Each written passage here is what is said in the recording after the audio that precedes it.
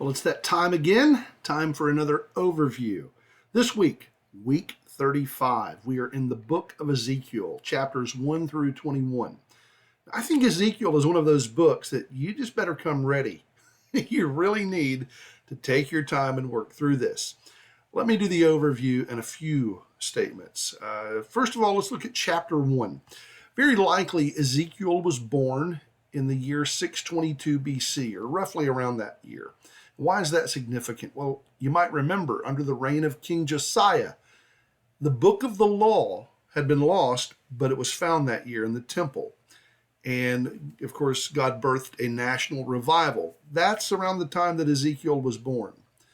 But sadly, some 30 years have passed, and Ezekiel, who would have served in the temple as a priest and was getting ready to do that, couldn't do that. Why? Because the Babylonians invaded and they conquered the southern kingdom. And even before they destroyed it in 586 BC, they had taken some captives already. Ezekiel was one of those captives. So he wasn't in his land anymore, and he certainly wasn't able to serve as a priest, but God still had things for him to do. And in chapter 1, you're going to be reading about some visions. And let me just tell you, this stuff can get pretty interesting. But when you look at chapter 1 and chapter 10, there's a particular vision that comes into focus a little bit more. And ultimately what's going on there is this is a picture of the Lord God riding on a chariot, if you will. So that's what's happening there.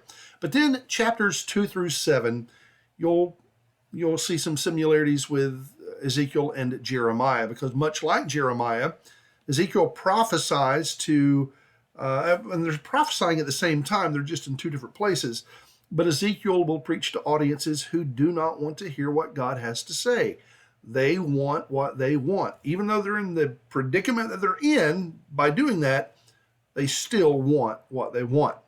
In chapters 9 and 10, we'll have some more visions. And then in chapter 11, you're going to find some encouragement there. Now, there's not a ton, but it's there. Look for it.